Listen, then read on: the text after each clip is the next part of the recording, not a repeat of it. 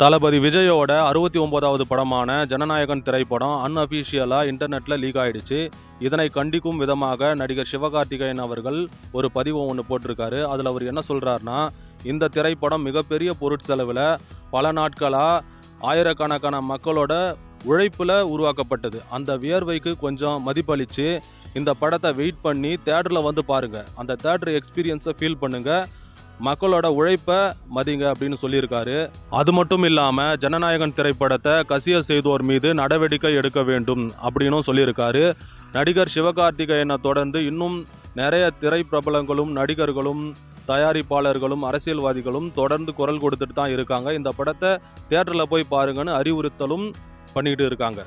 ஒரு உண்மையான தளபதி ரசிகனாக இருக்கட்டும், ஒரு உண்மையான சினிமா ரசிகனாக இருக்கட்டும், இந்த மாதிரி அன்அஃபிஷியலாக ரிலீஸ் ஆகிற திரைப்படங்களை ஃபோன்லேயோ லேப்டாப்லேயோ டிவிலையோ உட்காந்து பார்க்க மாட்டான். அவன் தேட்டரில் போய் தான் அந்த தேட்டர் எக்ஸ்பீரியன்ஸை ஃபீல் பண்ணுவான். இந்த ஜனநாயகன் திரைப்படத்தோட லீக்கேஜுக்கு ஆதவ் அர்ஜுன் என்ன கருத்து சொல்லியிருக்காருன்னா, திமுகவும் பாஜகவும் கூட்டு சதி செஞ்சு தான் இந்த படத்தை வெளியிட்டு இருக்கு. தளபதி விஜய் அவர்களை மறைமுகமாக தாக்குறாங்க, நேரடியாக தாக்குறாங்க, அவருக்கு 1000 தடைகளை உருவாக்கிக்கிட்டே இருக்காங்க. ஆதவ் அர்ஜுன் அவர்கள் தாவேகா கட்சியில் அரசியல் களத்தில் இருக்கிறதுனால அவரோட கருத்தை சொல்லியிருக்காரு. ஆனால் ஒரு சாதாரண பொதுமக்களாக நாம் என்ன சொல்லணும்னா, இந்த படத்தை தேட்டரில் தான் போய் பார்க்கணும், அன்அஃபிஷியலாக டவுன்லோட் பண்ணி பார்க்கக்கூடாது. இந்த மாதிரியான குற்ற செயல்களை ஆதரிக்கவே கூடாது.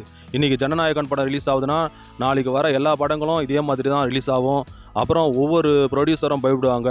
தமிழ் சினிமாவில் மிகப்பெரிய பிரம்மாண்டமான படைப்புகள்லாம் வரவே வராது.